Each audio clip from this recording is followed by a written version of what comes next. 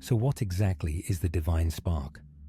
The Gnostics taught that within every single human being exists a hidden fragment of the infinite, a seed of living light, a direct connection to the source of all creation. Not a symbol, not a metaphor, a reality, a truth that was forgotten for centuries. They believed that long before this physical world came into existence, before time itself, there was the Pleroma, the boundless realm of pure eternal light.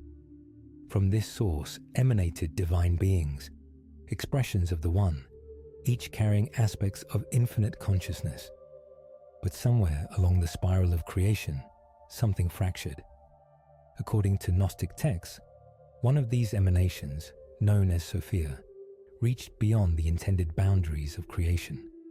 From her yearning, an imperfect being was born, the Demiurge. This being, blind to the higher realms, fashioned the material universe, but without the fullness of divine knowledge. The Gnostics called him the ruler of this world, and his servants, the Archons, unseen forces shaping the material realm, influencing both the outer world and the human mind. But here's where it gets profound.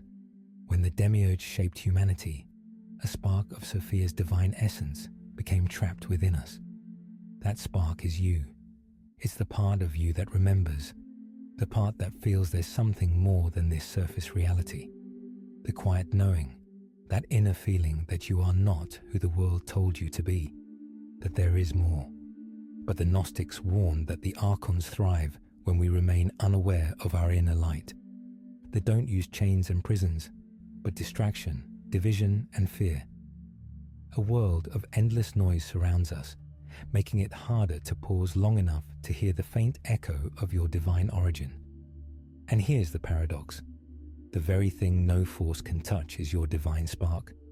Yes, it can be buried beneath layers of programming, trauma, and belief systems, but it can never be destroyed. The Gnostics taught that once you awaken to this spark, something begins to happen. You see through the illusion.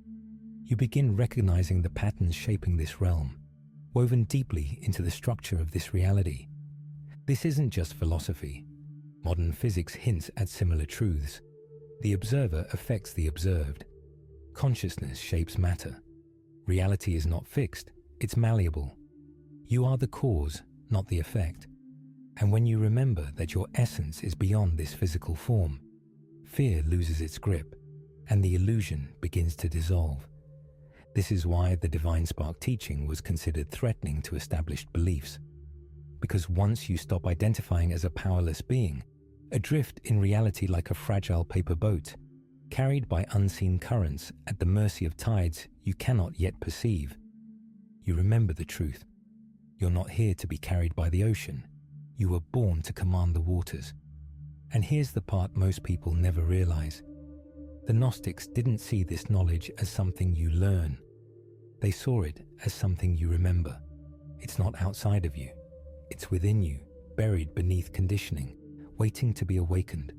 But awakening is not automatic. It requires something more, a shift in perception, a turning inward, a willingness to question everything you've been told about who you are and why you're here. And once you start down that path, there's no going back. Prepare yourself as we dive deeper into forgotten practices that were designed to bypass the Archon's influence and reconnect you directly to the source. Because knowing the truth isn't enough, you have to embody it.